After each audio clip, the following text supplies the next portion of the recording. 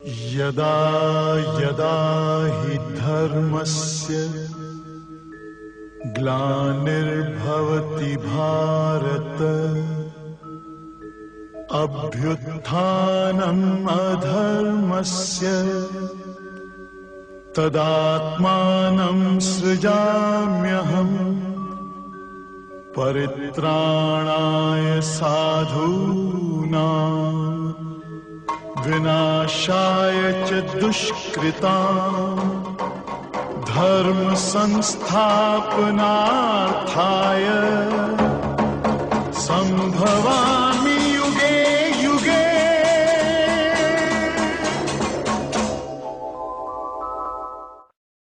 देखते हुए भी अंदर में सारा खेल करके ही जानता है। बाहर की सृष्टि में वो किसी भी उलझन या विक्षिप्तता को प्राप्त नहीं होता। तुम भी जब पूरे जगत से अनअटैच डिसइंटरेस्टेड हो जाओगे तो एक आनंद की अनुभूति होगी। वो आनंद तेरा सच्चा स्वरूप है। कल यहां तक हुआ था, इसके आगे आज क्या बोले भगवान?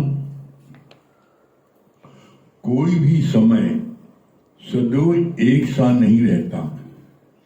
आज दुख तो कल सुख। यहां तक कि तुम्हारी मन स्थिति भी एक सी नहीं रहती। एक व्यक्ति को दूसरे पर बहुत क्रोध आया और 10 पेज की चिट्ठी लिखी, गालियों से भरी हुई। फिर दूसरे दिन ख्याल आया कि इसे समराइज करके लिखना है। दूसरे दिन 2 पेज लिखी। ऐसा करते करते उसके अंदर की कलुषता भाव ही मिट गए और वो 2-4 लाइन भी न लिख सका। गीता भगवान ने बोला, किसी की मिस्टेक देखते भी हो तो कम से कम 1 सप्ताह इस बात को नजरअंदाज करके कर दो। फिर धीरज रखकर 1 सप्ताह बाद अगर बोलोगे भी तो बड़े प्यार से ही बोलोगे, या ये भी हो सकता है कि तुम कुछ बोलो ही नहीं। झूठे जुए खेलने में दुख नहीं है, पर सच्चा जुआ खेलने से दुख की प्राप्त होती है। जगत को भी झूठा जुआ समझकर क्रीड़ा करो। कितना सुंदर यहां गुरु जी ने विवेचन किया है। किसी का भी समय एक जैसा नहीं रहता। सुबह कुछ है, रात कुछ है, रात भर में कुछ, कल क्या हो गया। हर क्षण शरीर की और मन की स्थिति बदलती है। हर क्षण तो न तन और न मन हर समय एक जैसा नहीं रहता है। एक जैसा जो है, ये तुम्हारे को अगर अभी दुख है तो सुख भी आएगा, सुख है तो दुख भी आएगा। तो इसलिए कभी भी इस बात की चिंता नहीं करो कि जो है आज दुख है तो हमेशा दुखी दुख रहेगा और तुम दुखी में परेशान हो जाओ, ऐसा नहीं है। अगर आज दुख है तो ये मन में अपने विश्वास दिलाओ कि अगर आज दुख है ना तो कल सुख जरूर मिलेगा। क्यों? रात कितनी भी गमगीन हो लेकिन सुबह तो होगी। कभी कभी कोई व्यक्ति अस्पताल में भर्ती होता है, घर का, परिवार का, तो रात काटे नहीं कटती, बड़ी भारी हो जाती है, लेकिन सुबह होती है ना। तो सुबह का इंतजार करो। सुबह का इंतजार करोगे तो उससे फिर दुख नहीं होगा। फिर क्या बोला?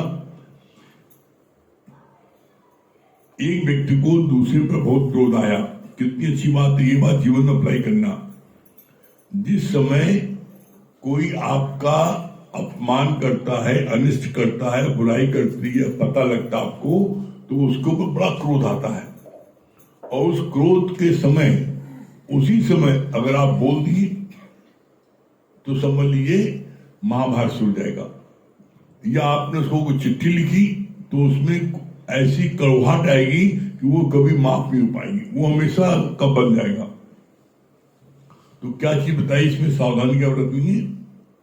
अगर किसी को पर बड़ा क्रोध आता है, हम चिट्ठी लिखते हैं, उस चिट्ठी को तुम क्या करो 10 दिन बाद लिखो, तो क्या होगा, पहले दिन बोला, पहले ने चिट्ठी लिखी 10 पन्ना लिखा, बड़ी गाली गलौज लिखी उसको, फिर सोचा ने इसको समराइज कर दे, बहुत ज्यादा लंबी चिट्ठी थोड़ा छोटी कर दे, तो दूसरे दिन जब लिखने बैठा तीसरे दिन तो 10 पन्ने 2 पन्ना हो गया, फिर सोचा चलो 2 दिन बाद लिखेंगे, 2 दिन बाद जब लिखने बैठा तो 2-4 लाइन भी नहीं लिख पाया। इसका सिद्धांत क्या है? जीवन में प्रैक्टिकल हमेशा ऐसा आएगा। सिद्धांत क्या है? किसी कोई गलती देखो, किसी कोई मिस्टेक हो, कितनी ब्लंडर मिस्टेक हो गई, देखा तुमने, तुमसे भूल क्या होती, तुम तुरंत बोल देते हो, बस यही बात गड़बड़ है।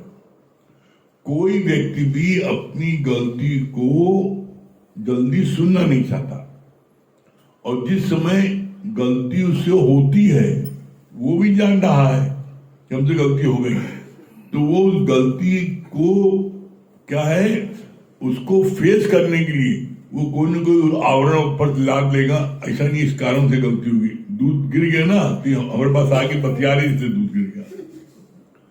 अरे भाई तुमने ध्यान क्यों हटाया दूसरे? तो व्यक्ति जिस समय गलती करता है तो उसको भी एहसास हो जाता हमसे गलती हुई है, तो उस गलती को डिफेंड करने के लिए वो कोई ना कोई उपाय सोच देता है, तो और रिसीविंग माइंड नहीं होता उस समय वो। तो जिस समय किसी से कोई गलती होती है, आपको क्रोध आता है, तो उस समय भूल के कुछ न बोलो। क्यों? क्योंकि उस समय वो आपकी बात को सुनने के लिए प्रिपेयर नहीं है, रिसीविंग माइंड नहीं है। दूसरी बात क्या, उस समय उस गलती को छुपाने के लिए कोई न कोई उसने उपाय मन में सोच रखा है।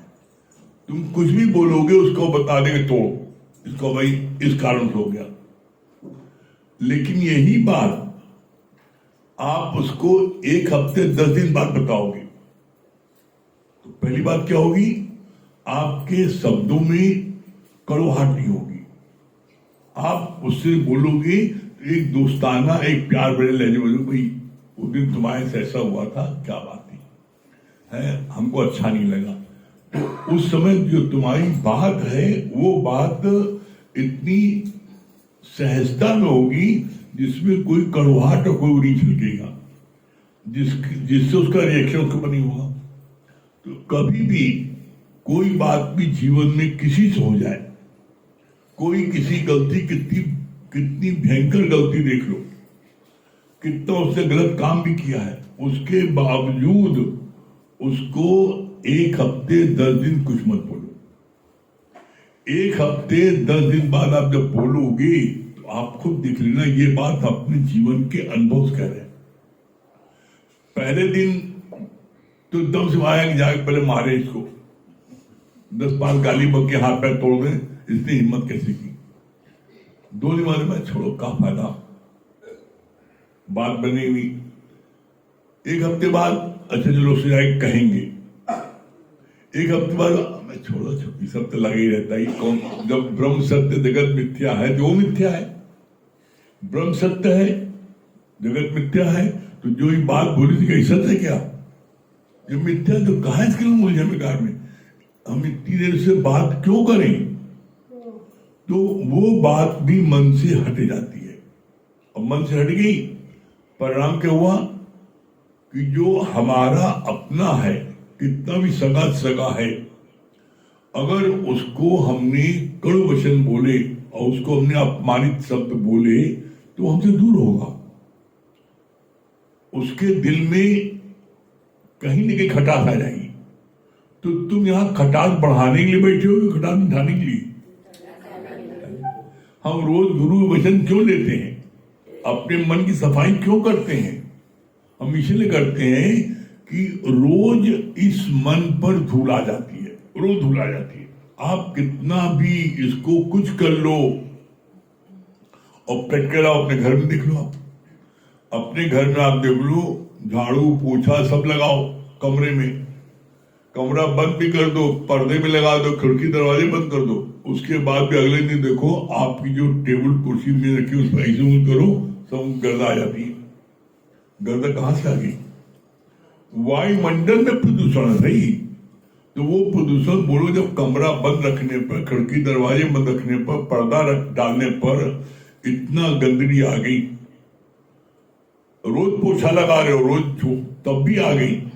तो अब जब विचार करो इस खिड़की और इस कमरे के सारे दरवाजे सारी खिड़की खुली है, कोई पर्दे नहीं ना, कोई पर्दे, सारी खिड़की दरवाजे खुले हैं, इसका क्या हाल होगा, कितनी गंदगी आ जाएगी। तो इसलिए इस ज्ञान का रोज पोछा लगाना बहुत जरूरी है। रोज पोछा लगा, बस रोज पोछा लगाते जाओ, बाकी इसके अलावा दुनिया में कोई दूसरा उपाय नहीं। आपको गंदगी नहीं आएगी, इम्पॉसिबल। आपको भूख नहीं लगेगी, इम्पॉसिबल। आपको नींद नहीं लगेगी, इम्पॉसिबल। जैसे रोज सूरज निकलता है, जैसे रोज आप खाना खाते हो, रोज आप सोते हो, ये कंपल्सरी आइटम है। अगर आप न सो, अगला दिन कैसा हो, सर भारी भारी होता है, कोई काम करने का मन नहीं करता। एकदम ठीक इसी प्रकार से जब न सोने पर तन भारी हो जाता है, कोई काम करने का मन नहीं करता है, इसी प्रकार से तन के साथ मन है। मन मेरा भारी हो जाता है जिस दिन उसे ज्ञान का पोषण न लगाए। ज्ञान का पोषण नहीं लगाएंगे, मन भारी रहेगा। और इसी कारण से आप देख लो 98% you are mental and 2% physical. क्यों? व्यक्ति रोज सोता है, चाहे जमीन मिले, चाहे अच्छा पलंग मिले, चाहे सोने को मिले, और कहीं न मिले जमीन में आदमी खुश हो जाता है, सड़क पर सो जाता है। नींद ऐसी है कि वो जो है टूटी खाट भी नहीं देखती, नींद आ जाती है। भूख ऐसी है कि रूखी रोटी भी अच्छी लगती है जब भूख लगती है। जब आप भूखे नहीं रह सकते, जब आप बिना नींद के नहीं रह सकते, तो आप फिर बिना सत्संग कैसे रह लेते हो? इसी कारण से 98% व्यक्ति मेंटल बीमार है। और अगर किसी का 98% मेंटल ठीक हो जाए तो 100 में 98 में पागल डिस्टिंक्शन है। अब तुम दिनभर मालिश पालिश करो, दिनभर इसको बादाम पिस्ता खिलाओ, 2% रहना, 100 में 2 नंबर पाओगे। चाहे जितना बादाम पिस्ता खिला लो, 100 में 2 ही पाओगे ना। तो इसलिए तन के साथ में मन का रोज जो है ज्ञान का पोछा लगाना, ये तन से भी 100 गुना ज्यादा जरूरी है। जब आप ज्ञान का पोछा लगाते हो, दोनों समय लगाते हो, तो देखिए आप चमचमाता है। मैंने अपनी आंखों देखा है। एक सत्संग प्रेमी के घर जाना हुआ था, देखा उसकी फर्श सीमेंटेड फर्श थी, उसकी फर्श में चेहरा दिखाई पड़ रहा है। हमको बड़ा ताजुब, हमने नहीं रहा गया, हमने पूछा उनसे, हम वही आपकी फर्श इतनी एकदम शीशे में चमचमा रही है, चेहरा दिखाई पड़ रहा है। बड़ा अच्छा बोला उन्होंने बोला मेरे पास यही एक कमरा है और मैं खाना भी खाता हूँ, लेटता भी हूँ, नाश्ता भी, दुनिया के सब काम इसी कमरे में होता है। तो दिन में 10 बार पोछा लगता है बस। अब 10 बार पोछा लगने से क्या, वो फर्श जो है, वो फर्श इतनी चमचमा गई, फर्श इतनी अच्छी हो गई, क्या हुआ कि चेहरा नहीं पड़ता है। इसी तरीके से ज्ञान का है।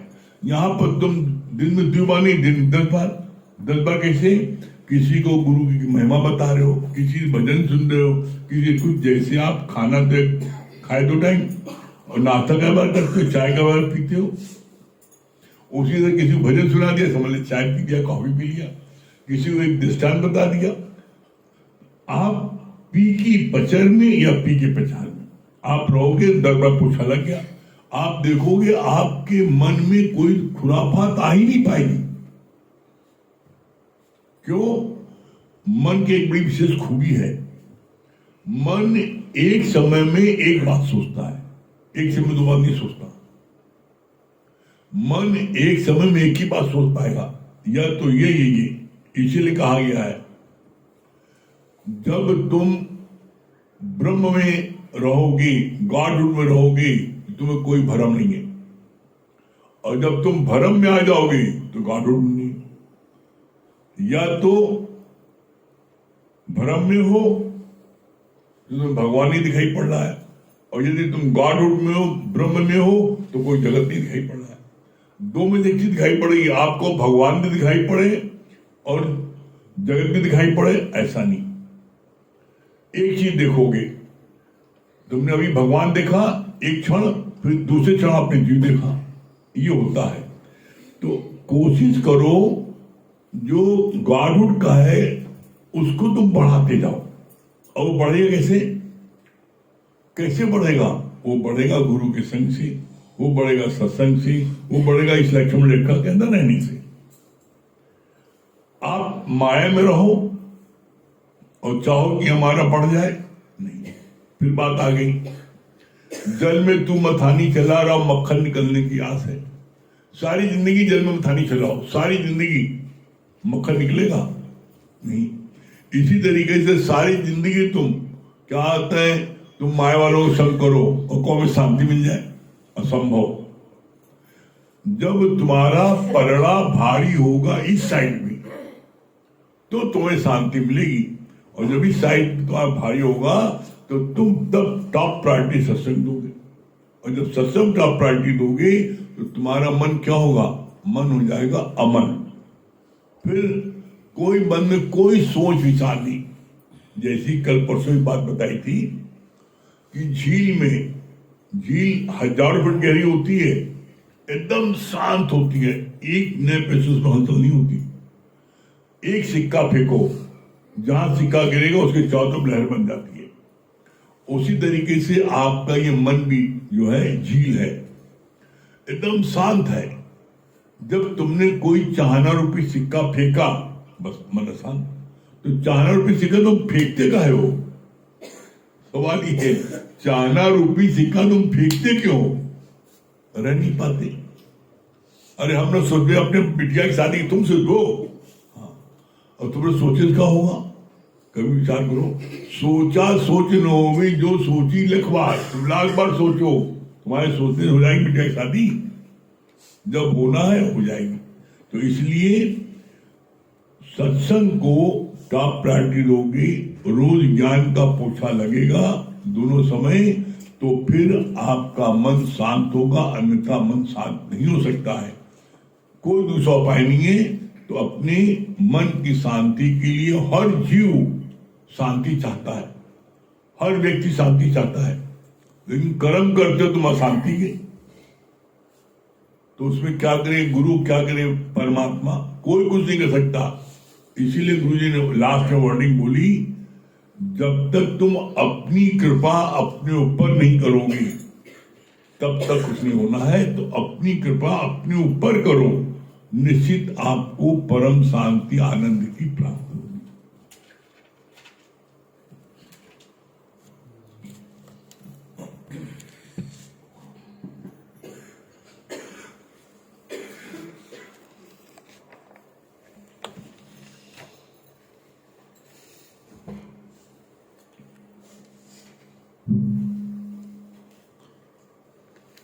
सभी प्रेमियों भाइयों, देखिए अभी जैसे बात चल रही थी सोचने की, तो अगर सोचना ही है तो पहले ये सोचो कि ये मनुष्य जन्म मिला किस लिए। जो सोचना है वो तो सोच नहीं रहे, और जो चलनहार है उसकी सोच रहे। जैसे भगवान ने क्या बोला, कहा मिथ्या जगत की सारी बातें मिथ्या ही तो हैं, सब यही छूट जाना। अगर कुछ सोचना है तो ये सोचो कि ये मनुष्य की योनि तुमको परमात्मा ने किस लिए दी? मुक्ति के लिए। और भगवान कृष्ण ने गीता में साफ शब्दों में ये बोला है, क्या बोला है? कहा जो भी प्राणी इस मनुष्य जन्म की योनि का दुरुपयोग करता है उसको मैं बहुत निकृष्ट योनियों में भेजते हैं। आप सोचो कितने बड़े साइकिल को पूरा करने के बाद तुमको परमेश्वर मनुष्य की योनि देता है। और क्यों देता है? परमात्मा की प्राप्ति के लिए, अपनी मुक्ति के लिए। और तुमने क्या किया? उस योनि को भोग विलास में बिता दिया। यही तो करके आए हो। भगवान ने बोला, कहा ऐसे प्राणी को मैं बहुत निम्न योनियों में भेजता हूं। उदाहरण दिया, कहा जैसे एक बार समुद्र के किनारे एक बिना पंख का पक्षी रहता है, और वो जब दूसरे पक्षियों को उड़ता हुआ देखता था तो बड़ा मायूस और दुखी रहता था। वो भी उड़ना चाहता था पर उड़ नहीं पाता था। क्यों? क्योंकि उसके पास पंख नहीं था। आप भी देखो, जो चीज की मन में लालसा होती है और तुम्हारे पास नहीं होती है, तब झांक के देखना अंदर कितनी पीड़ा होती है। इसी तरह उसके पास पंख नहीं था। अब वो मन ही मन भगवान को बोलता था कि आखिर क्या कारण है, मुझको पंख क्यों नहीं दिया। अब जब मायूस और निराश रहने लगा तो एक दिन उसने सामने से नारद जी को आते हुए, अब उसके मन में आया कि इन्हीं से प्रश्न करूं, इन्हीं से पूछूं। तो उसने नारद जी से अपने प्रश्न को बोला कि प्रभु आखिर ऐसा क्या कारण है कि भगवान ने मुझको पंख नहीं दिया। तो नारद जी बोले, अब ये मैं तो नहीं बता सकता, लेकिन हाँ मैं भगवान विष्णु के पास जरूर जा रहा हूं, उनसे पूछ के तुमको बताऊंगा। कहा ठीक है प्रभु। जब वो भगवान विष्णु के पास पहुंचे तो उन्होंने बोला कि नारद, तुमको नहीं पता, इस योनि में भेजने से पहले मैंने इसको 2 बार बहुत उत्तम योनियों में भेजा है, लेकिन किसी भी योनि में इसने मेरा शुक्राना अदा नहीं किया, बल्कि हर योनि में शिकायत ही की। अर्थात इस योनि में इसी कारण से मैंने इसको बिना पंख का पक्षी बना के भेजा। जब नारद जी ने उसको सारी बातें परमात्मा द्वारा जो बताई गई बताया, तो उसको अपनी भूल का एहसास हो गया। और उसने क्या किया, जब तक का जीवन उसका बचा था तब तक जीवन भर वो अपनी चोंच में रेत भरकर नदी किनारे शुक्राना शुक्राना शुक्राना शुक्राना लिखता रहा, और उसने अपने प्राणों को त्याग दिया। अब इच्छा तुम्हारी है, मुंह से शुक्राना गाना है कि चोंच से लिखते जाना है, ये सोच लो। मुंह से गाओगे तो मुस्कुराते हुए जाओगे, और चोंच से गाओगे तो फिर बहुत पहले तो 84 के चक्कर में फंस जाओगे। और ये भी ध्यान रखना कि ये जो घोड़ा है ना, इस पर कभी भी वफा की उम्मीद मत रखना। ध्यान रखना, इससे बड़ा गद्दार कोई नहीं है। ये जब तक तुम्हारा साथ दे रहा है, इस घोड़े को दौड़ा लेना, और दौड़ाते दौड़ाते सत्संग में ले आना, अपनी स्थिति को बना लेना, अपने निश्चय में टिक जाना। अगर नहीं टिक पाए तो कब ये घोड़ा लंगड़ा हो जाए और कब ये तुमको धोखा दे जाए, फिर तुम्हारे पास पश्चाताप के आंसू के सिवा कुछ भी नहीं होगा। तो इसलिए अब क्या करना है, घोड़ा दौड़ाना है तो दौड़ा लेते चलो। ये रथ मेरा मैं राजा, बड़ी शान से जीवन सैर करूं। ये रथ मेरा मैं राजा, बड़ी शान से जीवन सैर करूं। ये रथ मेरा मैं राजा, थोड़ा जोर से, शान से जीवन सैर करूं। ये इंद्रियां हैं थोड़े, गलत नहीं थोड़े, लगा मेरी गुरु में पकड़ी है।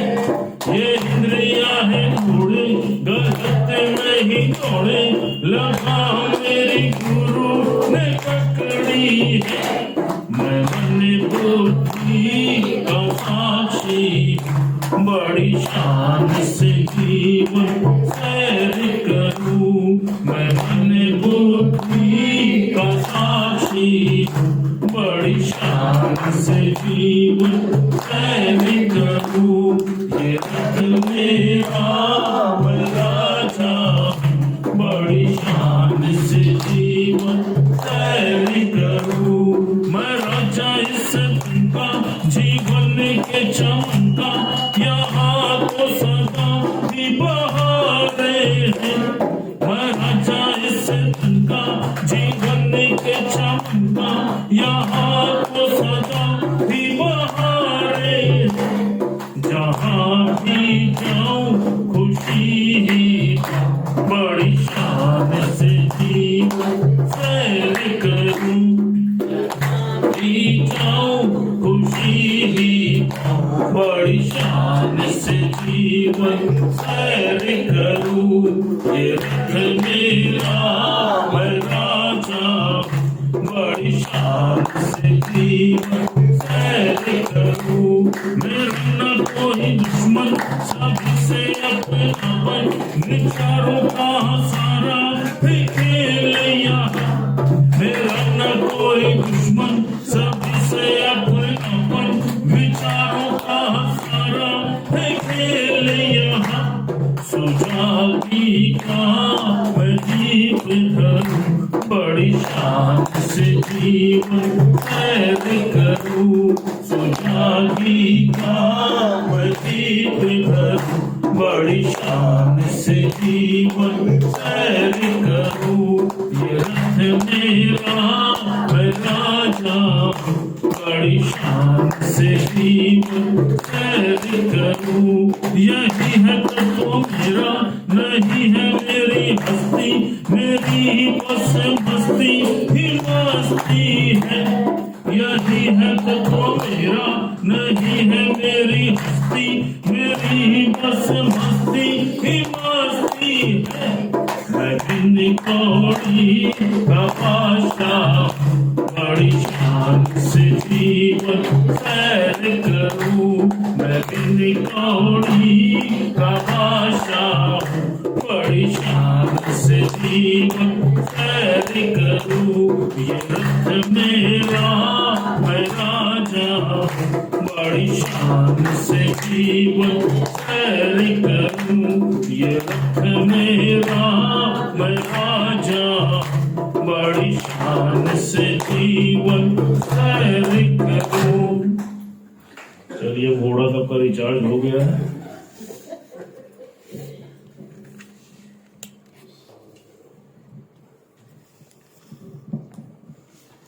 सभी प्रेमियों को हरिओम, राम राम। अरे दुनिया वालों, पड़ना भरम में। अरे दुनिया वालों, पड़ना भरम में। वो सतगुरु तुम्हारे करीब आ गया है। वो सतगुरु तुम्हारे करीब आ गया है।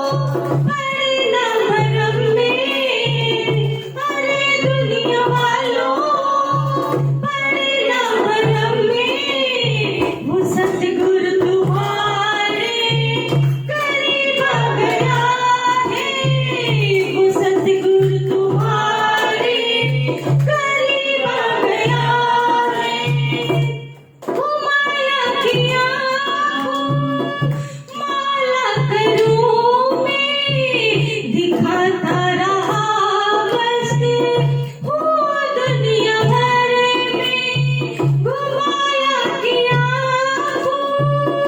माला करूं मैं दिखाता रहा बस हो दुनिया भर में चलेगा तू जब न चले तेरी माया चलेगा तू जब न चले तेरी माया बुढ़ापे का आलम करीब आ गया है बुढ़ापे का आलम करीब आ गया है अरे दुनिया वालों पड़ो ना भरम में अरे दुनिया वालों पड़ो ना भरम में वो सतगुरु तुम्हारे करीब आ गया है वो सतगुरु तुम्हारे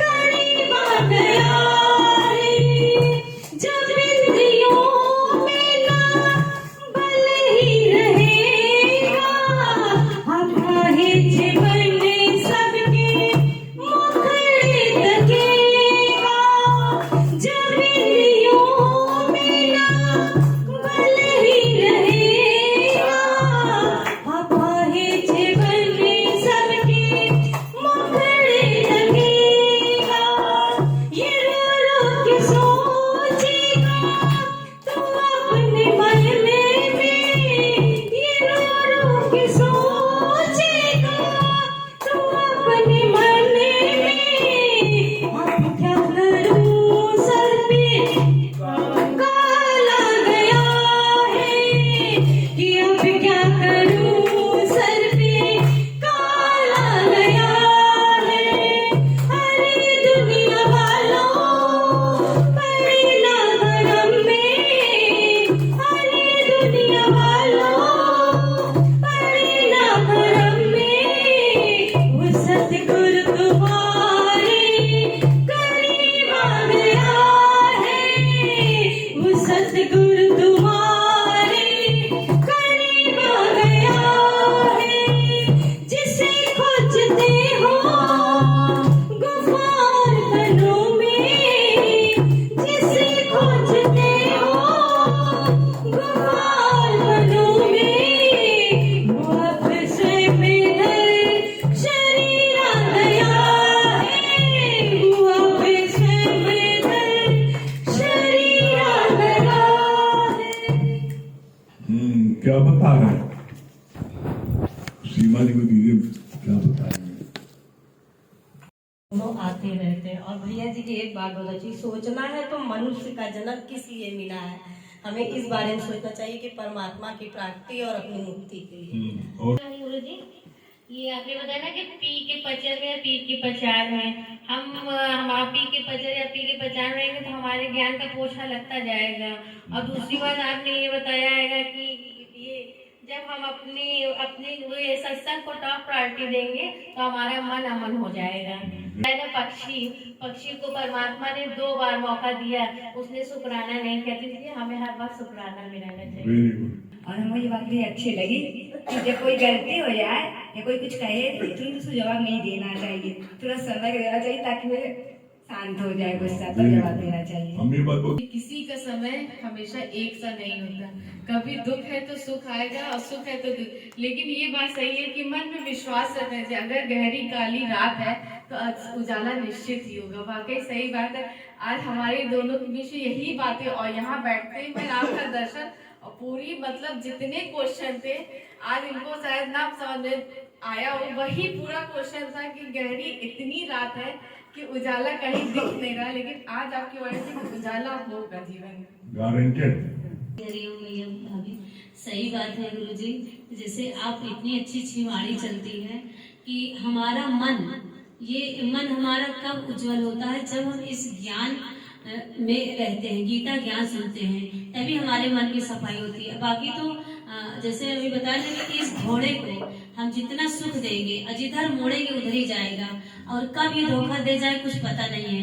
बस ये है कि बस इस घेरे में रहेंगे सत्संग में तो हमेशा मन की सफाई होती रहेगी, मन अच्छा और रहेगा। वो बता रहा है हाँ जी, मन झील की तरह शांत होता है, लेकिन जब इसमें चाहना रुपये सिक्का पड़ जाता है तो मन में अड़चन हो जाती है। और भाई होगी रजा में राजी रहना है और शुक्राना मानना है, यही शुक्र कला है। गुरु जी, ये भी आपने अच्छा बताया कि कोई बात होती है तो उसको 24 घंटे बाद, फिर 2 दिन बाद, फिर धीरे धीरे कुछ हंसी आती है कि क्या बात करें, वो टाल देते हैं जी। नित्य आएगी और हमें नित्य जो है सत्संग में सफाई करना है। जैसे हम दिन भर चाय नाश्ता करते हैं वैसे हम गुरु के ज्ञान को भी बदलाएं, वो भी हमारा चाय नाश्ता। सत्संग में बैठने से ओछा लगेगा तो अपना मन में नित्य का सत्संग लेना चाहिए। Very good. बात बनाएगा, लेकिन उसे 1 हफ्ते 10 दिन बाद तो प्यार से उसको समझाए, उसमें आपका क्रोध भी कम हो जाएगा और सामने वाले को सुनने का एक्सेप्टेंस पावर बढ़ जाएगा। ये बात होती है। हाँ, पूजा जी क्या बोल रही है? गुरुजी ये बात बहुत अच्छी लगी ना कि रात चाहे कितनी भी काली हो सवेरा जरूर होता है। और दूसरी बात अमित भैया जी बता रहे थे कि शुक्र अगर करोगे तो गांधी पे जाओगे और शिकायत करोगे तो एक शिकार हो जाओगे। ये बात बोल। डॉक्टर शांति दिल्ली।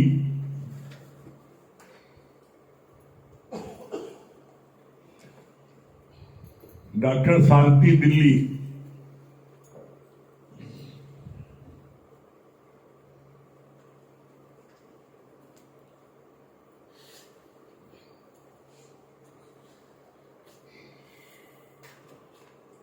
डॉक्टर शांति लगता मरीज देख रही है क्या? नहीं बुला रही। माला जी, माला नहर। गुरु जी के चरण में कोटि कोटि नमन। हाँ, क्या बोली माला नहर? बहुत अच्छा बताया गुरु जी, आपने बहुत अच्छा बताया। 98% व्यक्ति मेंटली बीमार रहता है, तो अपने शरीर के साथ साथ मन की भी सफाई करना है। वो सफाई दोनों टाइम का सत्संग लेने से होगी। ब्रह्म सब जगत मिथ्या।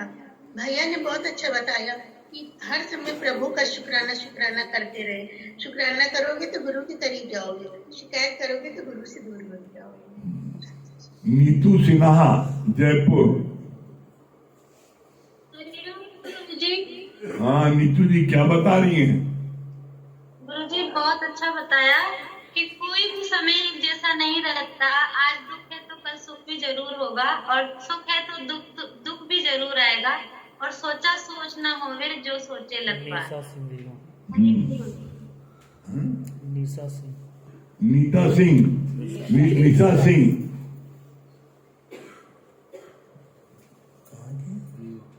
रीवा, निशा सिंह रीवा।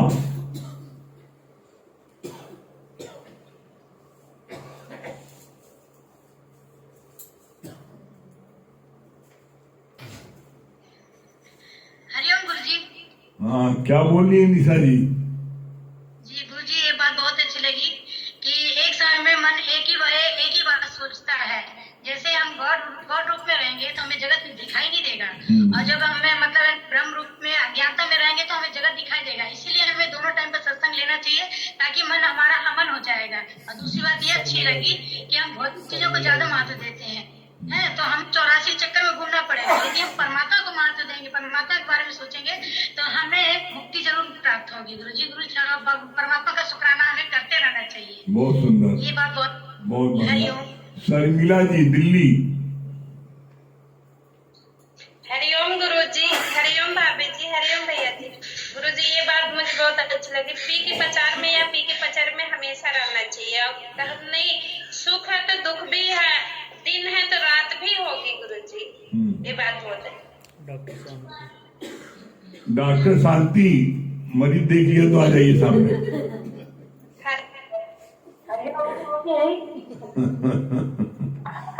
क्या बता रही है डॉक्टर शांति?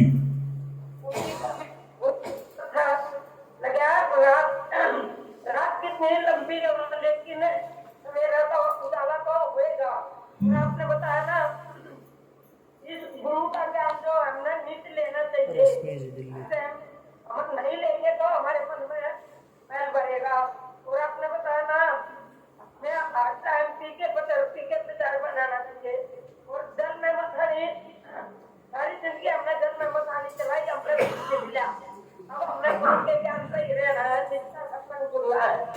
अच्छी सोचना उसको सोच लखबार। और अमित भैया ने बताया ना उस पक्षी की बात वो बहुत अच्छी लगी हमें। हर टाइम गुरु के शुक्राने में डूबना चाहिए। रश्मि जी दिल्ली। हरिओम गुरु जी। हरिओम। हरिओम गुरु जी। हरिओम भैया जी, भाभी जी। क्या बोल रही है रश्मि जी? गुरु जी आज बहुत अच्छा बता रहे थे आप कि अगर किसी से कुछ गलती हो जाती है तो हमें तुरंत नहीं पूछना चाहिए, इसके लिए टाइम लेना चाहिए। और क्योंकि वो एक गलती तुरंत हम पूछते हैं तो एक गलती को छुपाने के लिए वो हजारों झूठ बोलते हैं। सही बात। और यही तो हम हफ्ते 10 दिन के बाद पूछते हैं वो अपनी गलती को एक्सेप्ट करता है। ये बात बहुत अच्छी लगी। चलिए ओम का जाप कर ले।